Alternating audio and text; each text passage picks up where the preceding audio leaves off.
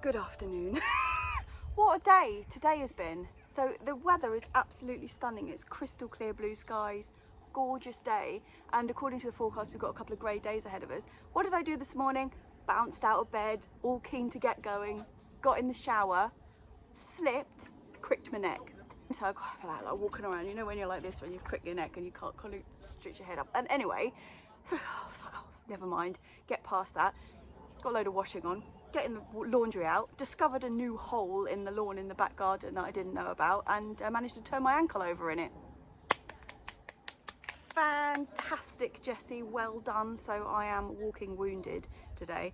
I've had my foot stuck up in the air for a while, but I really didn't want to miss this weather because it's gorgeous. So I'm up here basically just to sort of soak in some sunshine and do a bit of picking. But yeah, hobbling around like an idiot, and you can't like drive up to the plot here, you know, because we've got those two really long paths to get to the plot. So I've been slowly hobbling my way up here, but I'm here now.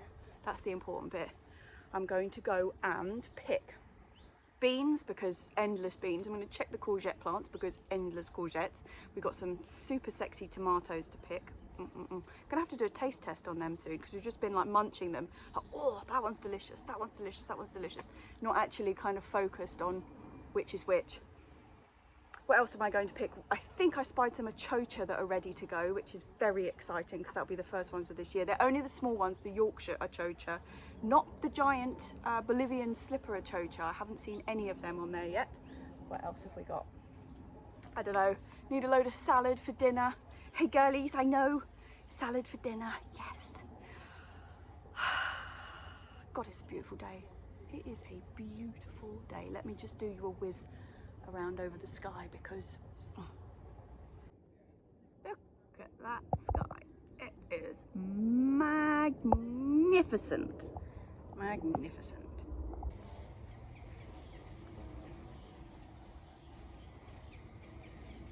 Do you have the snips?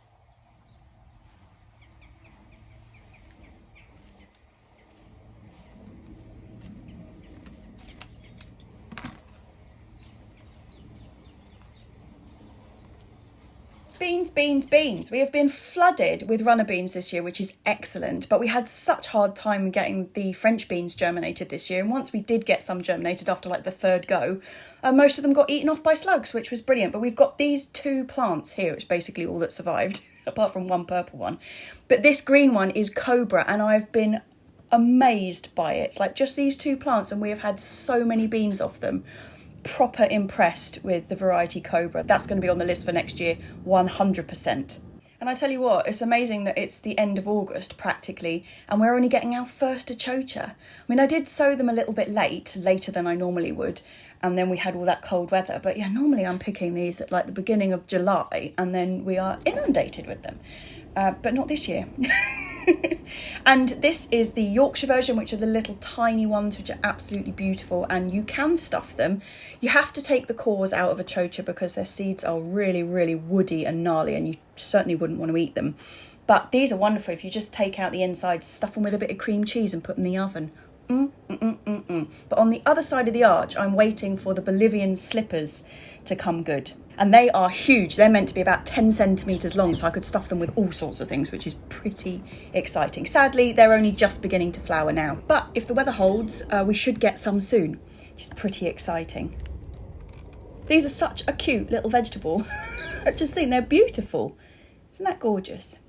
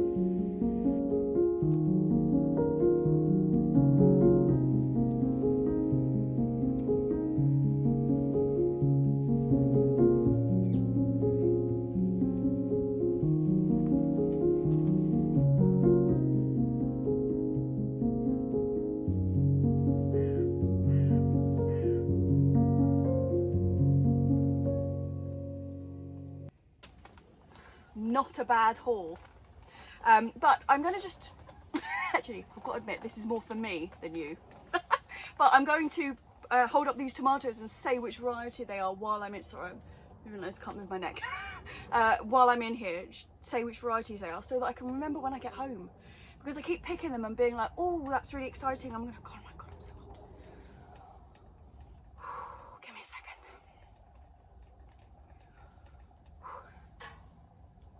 Yeah, I keep taking them home and being like, oh, how exciting, we're going to try this one.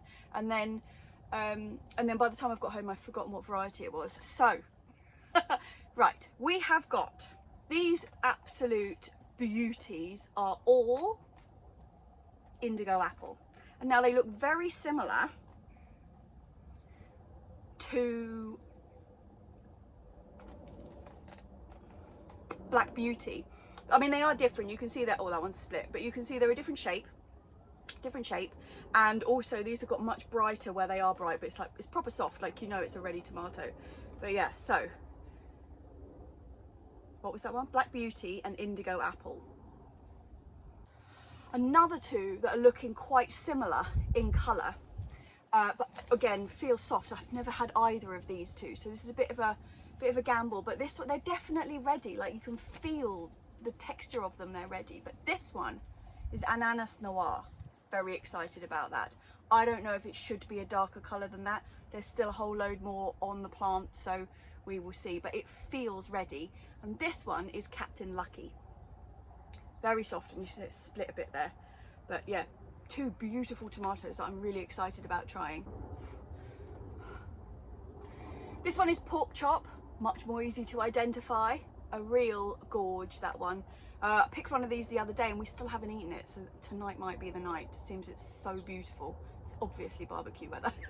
Barbecue and tomato weather. So yeah, Pork Chop, gorge. And then rather stupidly, we have this one, which is very, very beautiful, stripy. But I'm going to have to look it up, because when I was planting them out in here, two of them, I lost their labels before I was able to label at the top. So I don't know if you can see, I have got, can you see me?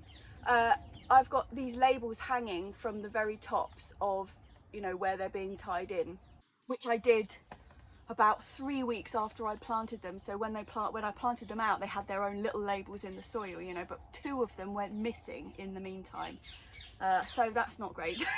So this one is a mystery tomato that I'm going to have to go and look up, but it's quite like identifiable. It is yellow and red stripes. It is not Derby striped, and it's not Tigerella, which are the 2 that I would normally know as being yellow and orange stripes. I know because I didn't plant any of those 2.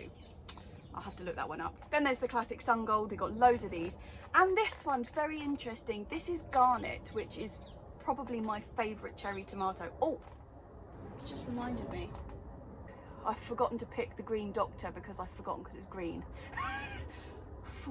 I need to remember that one. But yeah, but this one, garnet, and I don't even remember, like last 3 years I've grown garnet. It's pretty much, I think, I mean, there's others out there to try, but as it stands, my favourite cherry tomato. It's got like a really concentrated flavour of a beef tomato rather than just being like a super sweet like the sun gold is, which is still lovely. Like the combo of the 2 of these together. In fact, had a salad, God, I'm rambling, had a salad with the green ones, so green doctor, garnet and sun gold in it the other day, and was it good? So delicious. But yeah, what's interesting about the garnet is they're much bigger than they normally are. Normally I find that they're smaller than the sun gold, and that's like sun gold size, and they're the same size if not bigger this year. So interesting. Last couple of years they've been small, and it's not saved seed, it was new seed this year, so who knows, but they still taste as good. Now I'm going to pick that green doctor. Can't turn, can't turn. Whoops.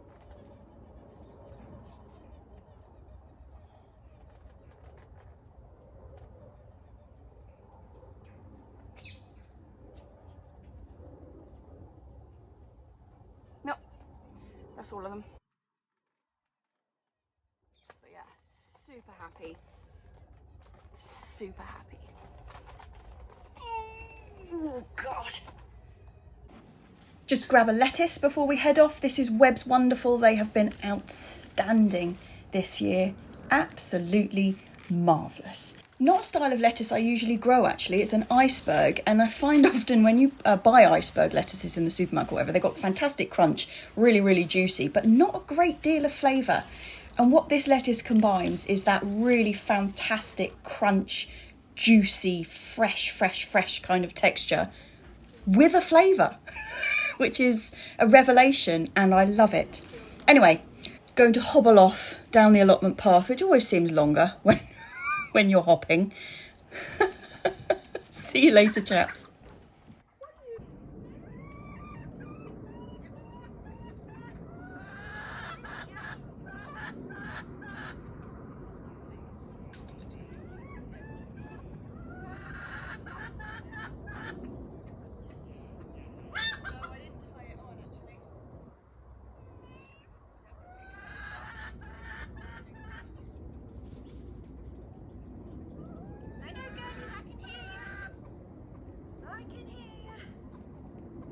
Hey girls, sweet girlies.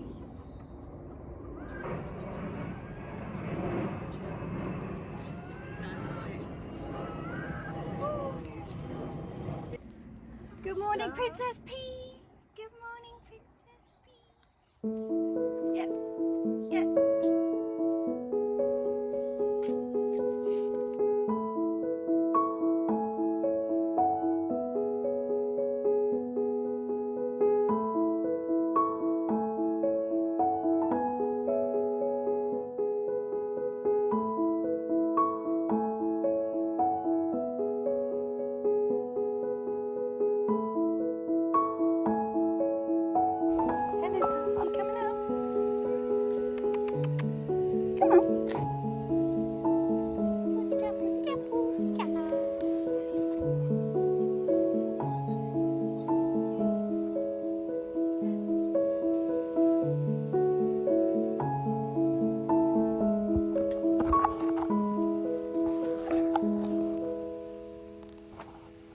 Another glorious day.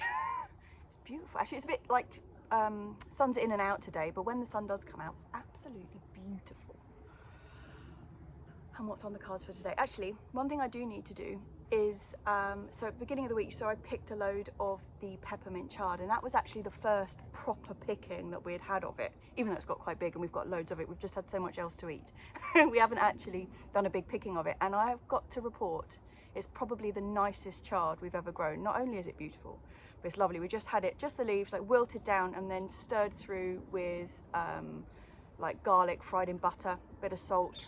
Oh, it was beautiful. So yeah, I'm really chuffed with the peppermint chard all round. But we've got it in 2 patches. So I've got like the main patch where I picked it from, which is up that end where all the plants are growing really well. I'm really happy with them. But we have another 3 down this end, which were the ones that I'd put aside to save for Hannah when she was doing Hampton Court. So I had them like separated out, and then obviously I planted those up, didn't have enough space for them. So I've put them down here, and they've exploded. They've got so big, and I thought, I'm just looking at it now, I thought the one on the end had started to bulk because it's got really tall in the centre. But I've had a bit of a nose around and it hasn't. It's just got huge, and it's got a bit of netting over the top of it, which is now squashing it. So first job of the day is to recover the second patch of peppermint chard. That is my first job of the morning. Or do I have a cup of coffee? No, I'm going to do that first.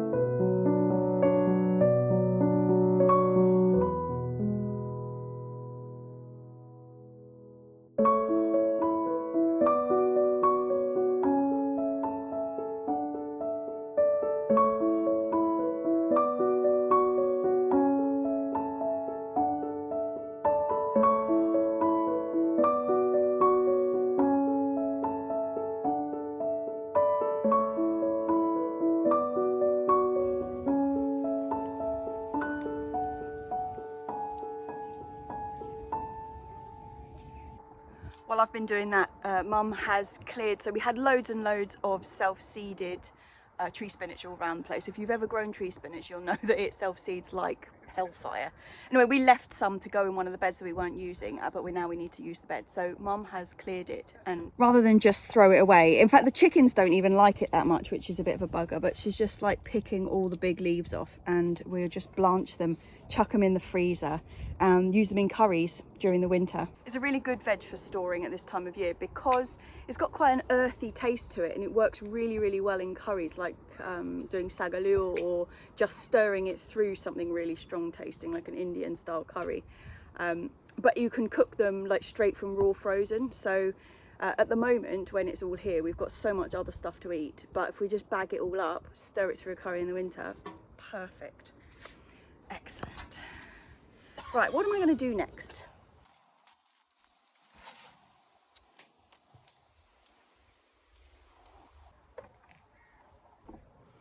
Yeah, so some of the 2 beans that we grow for drying are starting to be ready to be picked.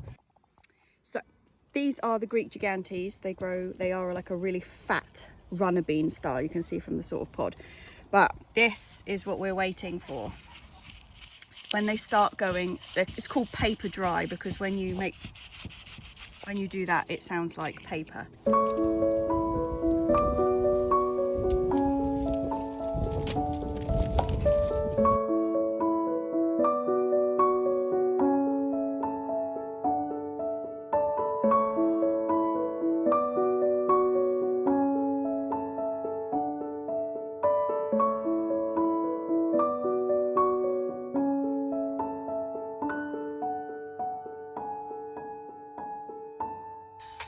yeah, those beans.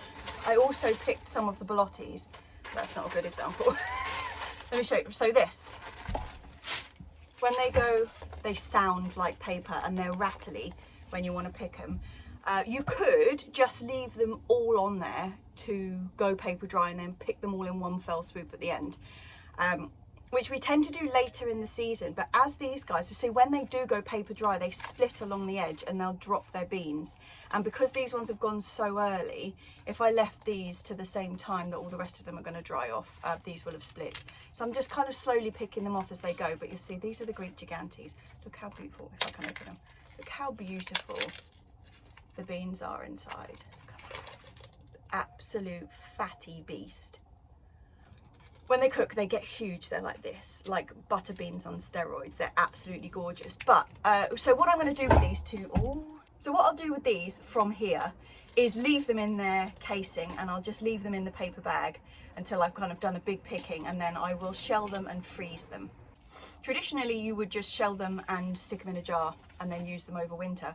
But we do have an issue with bean weevil, which is when you put your beautiful, precious dried beans in a jar to use for winter, and then when you go to use them around sort of December time, it's just crawling with weevils and all your beans have been eaten. Not the best, as you can tell from my face. It's happened before. So now what we do is we shell them, we freeze them immediately, and then from there, once you've frozen them, you can store them in a jar if you've got really limited freezer space, because it's just easier. We have more space in the freezer than we do like on the shelves. We actually use them direct from frozen. So with most dried beans, you do actually have to soak them before you use them. Otherwise, they basically take sort of 48 hours to cook and they never really go soft. So we have these all bagged up in the freezer. In fact, when I go home this evening, I'll show you, because we've still got some left over from last year. But these are all just frozen in bags, and we just take a handful out, stick them in a bowl of water for 24 hours, 12 hours before we want to use them, and then cook them straight like that. Delicious. So this is the Greek gigantes. Also picked a couple of the first drying ballottis. They're so beautiful.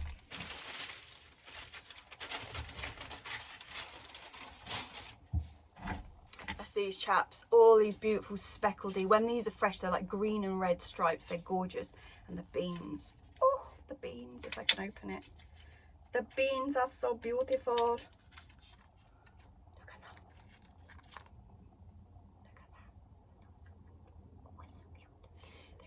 They are absolutely gorgeous. Yes, I'm very pleased to be starting off collecting the beans. Wonderful. Wonderful. Right, 2 jobs ticked off the list. What's next? Okay. Oh, don't know what's going on there. Okay, let's have a nose in the greenhouse.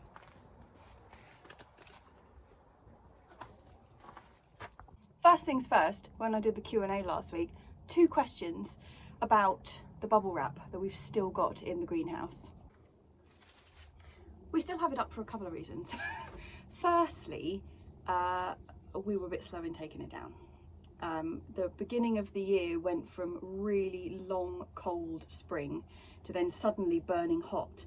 And that change happened really, really quickly. And we'd kept this in here because it had been so cold, until quite late in the year actually. And then we found, so normally in the greenhouse we have a really, really fluctuating temperature, so it has very cold nights and very, very hot days, much more so than the polytunnel ever has. The polytunnel is really quite stable, but this in here, nuts. Like last year it was like 50 degrees and then down to like 16 at night. It was huge changing. But yeah, like I say, the weather early in the year changed in an instant. And quite by chance, we discovered that actually keeping the bubble wrap up was acting sort of slightly as a shader in the day and then holding the temperature at night. So by keeping the bubble wrap up, actually during the day it was cooler in here, but it held the heat longer overnight. And we have had much less fluctuation in here this year with the bubble wrap up than we have previous years. And I think the plants have really appreciated it. So it wasn't a planned experiment. It came about through not doing something fast enough. But yeah, a happy surprise discovery at the end of it, and we'll probably do the same next year. Anyway, let's have a look at what's going on in here, because I tell you what, you know, when I did the plot tour, what it can only have been, Was it even a plot tour? I can't remember, but I was talking about melons and we just had a couple of teeny tiny ones. Well, they've grown so much in the last like week. Have a look. Look at these.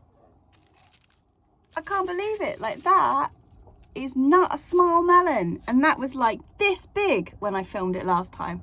Can't believe it. And it's not the only one either. Look, there's one just above it that's starting to grow, and there is a couple on this side too. See, he's just coming along. Not a bad size. I'm hoping, and there's a couple at the bottom there too, I'm hoping if we don't have another huge change in the weather and we go from like summer to autumn really fast, like basically winter, if that doesn't happen, I might get some melons. They had a very poor start in life, these melons. So yeah, I'm well impressed that they've caught up. Something else I'm well impressed about in here is the aubergines. They have done magnificently. I mean, we're absolutely laden with aubergines. We've eaten about 4 big size ones, sort of like double the size of this. They all have holes in them, every single one, but that is not the end of the world. And we've got loads coming up round here. Yeah, I'm well impressed with them. We have a couple more going on over there, and even more excitingly, we have our first white one. Woohoo! Yeah, it's teeny tiny, but I'm quite excited about that. There's actually quite a lot of stuff to pick in here today. I've got these beautiful Turkish peppers that need picking. We've got these lovely long black, can't remember what they're called. Here's my label.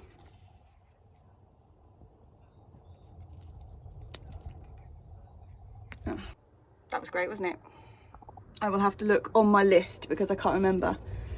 There's some more of these beautiful peppers on this side, and we've got one Zulu pepper coming. But I tell you what, all the chilies and stuff are only just starting to get going now. I mean, the last 2 months when I would have expected them to explode, they've done absolutely nothing. It's just been too cold and too grey for them. Now all of a sudden we've had this bit of heat, like a couple of weeks of sunshine, and they've just really started to go. Same as the ones in the polytunnel, they've just started to kick off as well. So I shall not be in competition with JB this year on his chilies, I can tell you. But on the seedling front in here, firstly I'd like to announce I seem to be over the caterpillar catastrophe.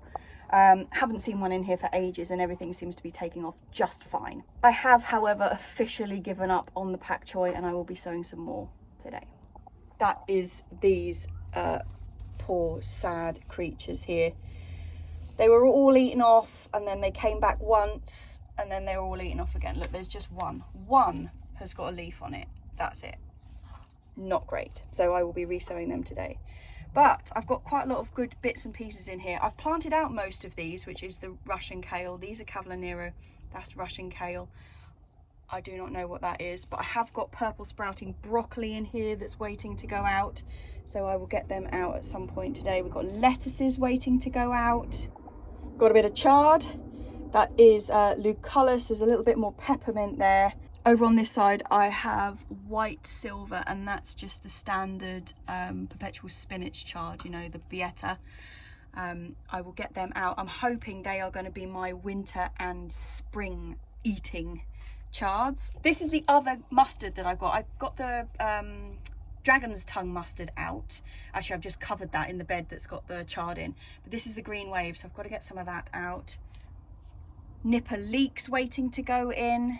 So yeah, loads of stuff to turf out of here, get into the beds, and then I will be cracking on with sowing the stuff, which is going to be for kind of extending the season into the winter and then for early spring pickings. And that will probably be in next week's vlog. Might do a bit of a, is it called a feature? You know, a bit of a ramble about sowing now so that you're extending the season a bit. I mean, it really helps if you've got a polytunnel or some way to cover a bed. There's always things you can get in now. Anyway, that's about where we are in here. Oh, there's one other thing, which is I've got some peppers.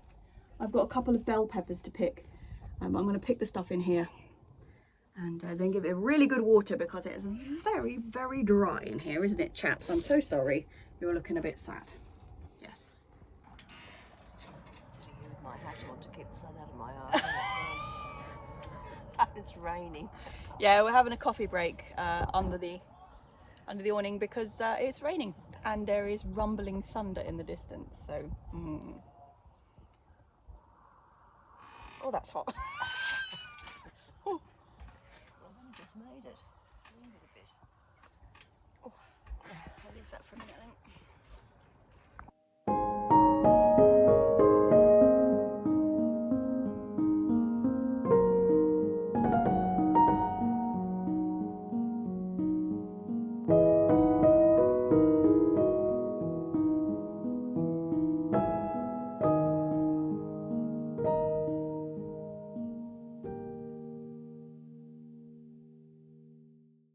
Oh, I love a tidy path. I love a tidy path. Everything's better. Right, what else have I got to do? I've got some picking to do before we head off, and I've also got to, oh, I've really got to sow that pak choi, haven't I? Right, let's sow, oh, that's bright. Let's sow some pak choi. I say it's bright. In that far corner over there, like behind the shed, it is, oh, can you hear that?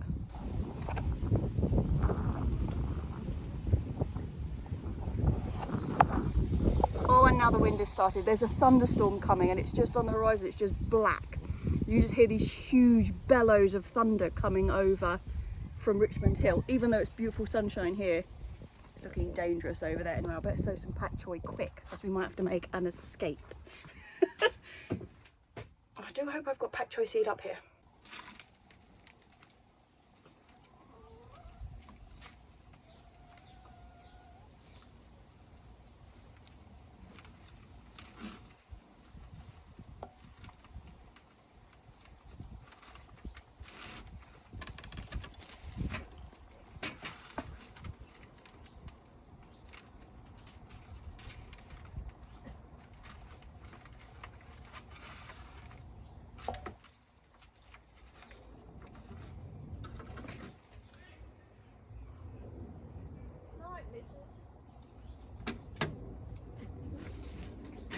I've got a feeling, oh no, there's another box here. What? I'm looking for pak choi. There's pak choi.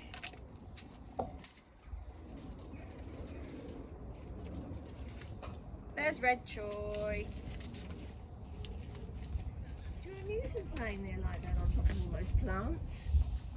I don't know if you're doing any damage or not, but it feels like you are. Mum's talking about Lily. She's taken two, oh, in fact, I'll just show you. Are you lying on my seedlings, Lil?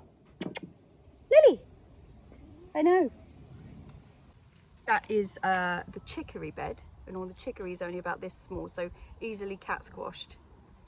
Hey, Lil. Easily cat squashed. She is so uninterested in the chicory.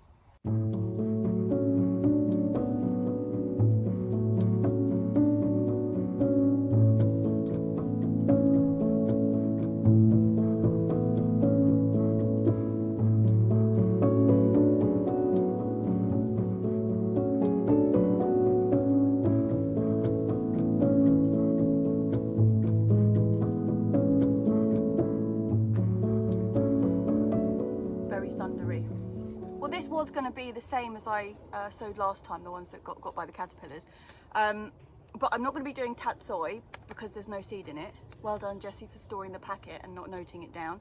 I am going to be doing this one, which you'll remember from last time, red choi, which is the one that's like petrol purple and amazing, and then just basic green pak choi. So I'll do those three. Seems I've put some soil in the seed tray. I might just nip in, have a look in those seeds and see if there's anything else I want to start. But yeah, no tatsoi for Jessie.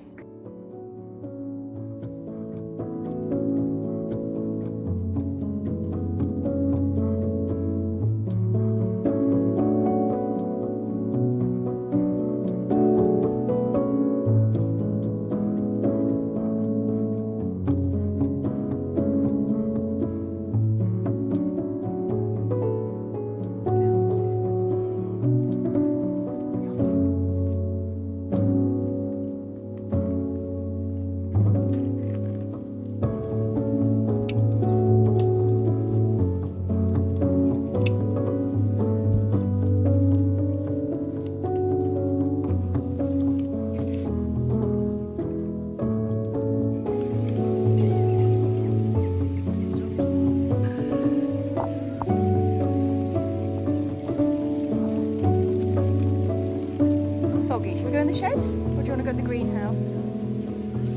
I don't know. I'm just watching that aeroplane thinking I wouldn't want to be in it flying straight into a thundercloud. Fresh, is it? Go inside, girlies, it's wet. We don't want soggy chickens. No, we don't. Hey? Soggy girls. It's actually really quite heavy now. Oh, looks like it's all over. Curly post has gone skewing. Our curly post. Yeah, post going over the... Oh yeah, I'll have to fix that. Yeah. Anyway, the rain's over. Good. And we're going back out. Mum's dying of a cold. Mum's got a cold and she's very unhappy about it. Do you want to tell everyone you got a cold? I've got a cold. Not happy, Bunny Rabbit. What did you say when I just asked what we had to do? You said there was one more thing. What was it? I was planting the purple sprouting broccoli. Planting the purple sprouting broccoli. That was it. Now these should be the purple sproutings.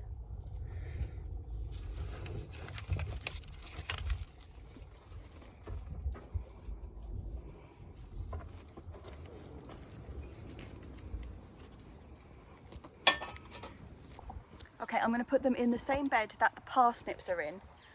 Both of them are like long season crops, so they're going to be in the ground for quite a long time, all over winter. So it's quite a good spot to put them. There's currently a huge cabbage. I say huge, like huge makes it sound like it's ready to be picked. We're not going to eat it. It's been there for like 2 years. There's a cabbage right in the middle of there, but we're using the leaves for the girlies, so I'm just going to leave that. And the purple sprouting broccoli is small enough at the moment that it's not going to be bothered by it. So yeah, there's just going to be a random cabbage in the middle. It was a bit soggy, wasn't it? Oh, soggy pussycat. Soggy pussycat. Yeah. I know. Are you off my seedlings now, though? That's good. That's good. Not on the chicory anymore, chicken. No. It's really funny with these raspberries. You have to go 2 ways. You have to walk one way and then walk the other way. Because otherwise you miss them all. Yes. I'll have to get in there, though, because I also think we should probably cut these up.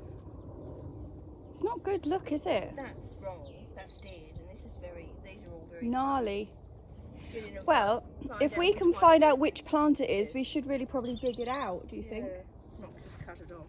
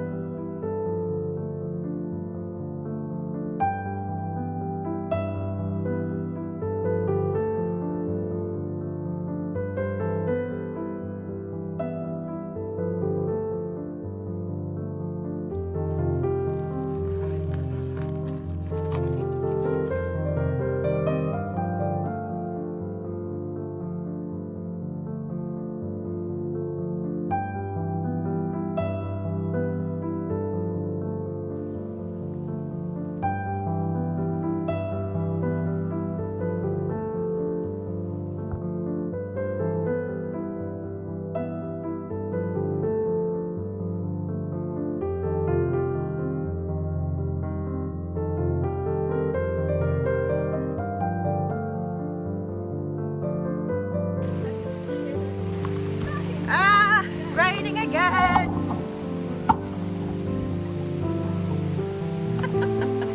That didn't last very long.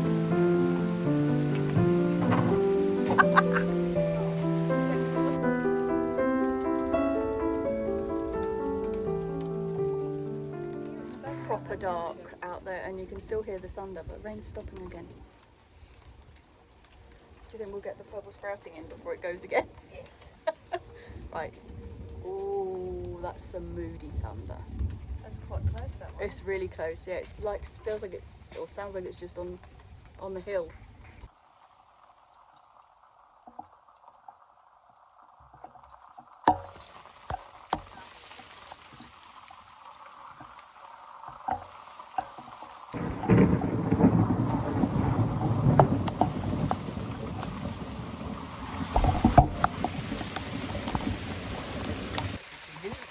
anyway.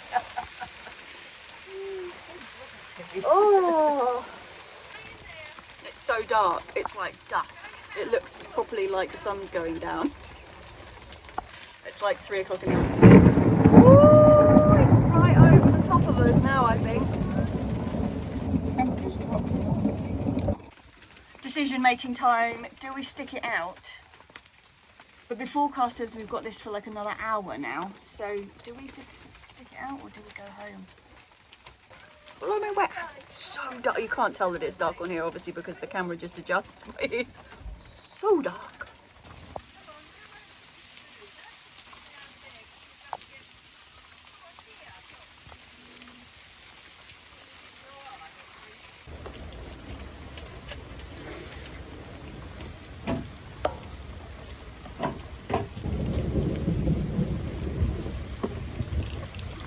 Right.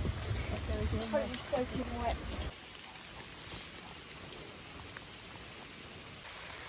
Escape, escape, escape.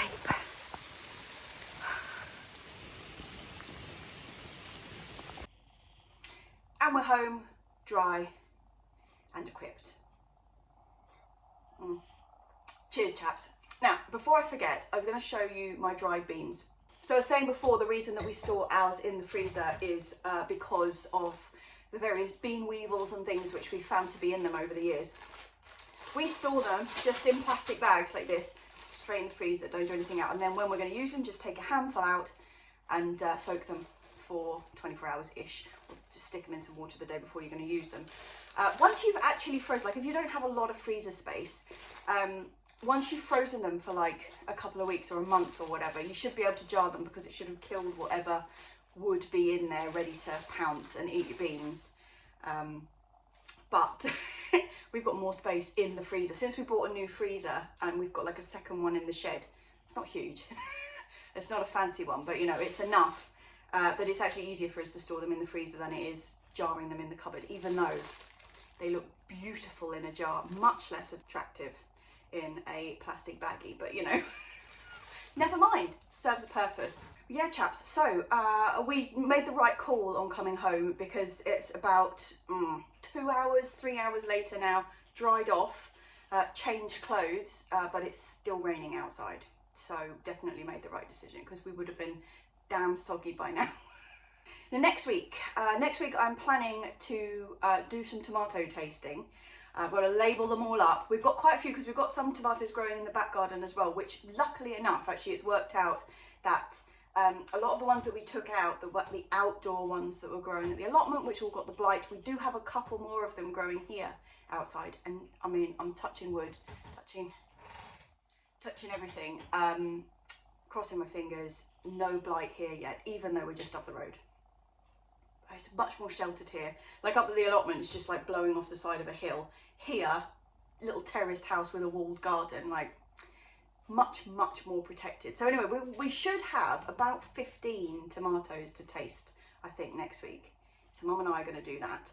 And the other thing I want to do next week is talk about sowing stuff to keep us going over winter and then into really early next spring, to like tide us over that bit right at the beginning of the year where it starts warming up and you get really excited about stuff, but there's nothing to eat because you haven't sown it yet. That's the bit that we're going to try and cover next week. My problem with that is normally trying to get the timing right on the polytunnel, but you know, we'll work on that. But yeah, basically chaps, I'm just here to say cheers. And I hope you have a lovely week. This thunderstorm, I think once that's over, we're going to be back to sunshine, so it's going to be tick for the next week. And I hope that's the same wherever you are. I was looking at the radar pictures of the rain coming over in Ireland, not looking too clever at the moment. It was just, you couldn't even see the outline of Ireland. It was just under this huge mass of rain coming across that way, which I think is going to like go into the north of England. But after we've got past that bit, we should be all right. So cheers chaps. Next time I see you, it's going to be September.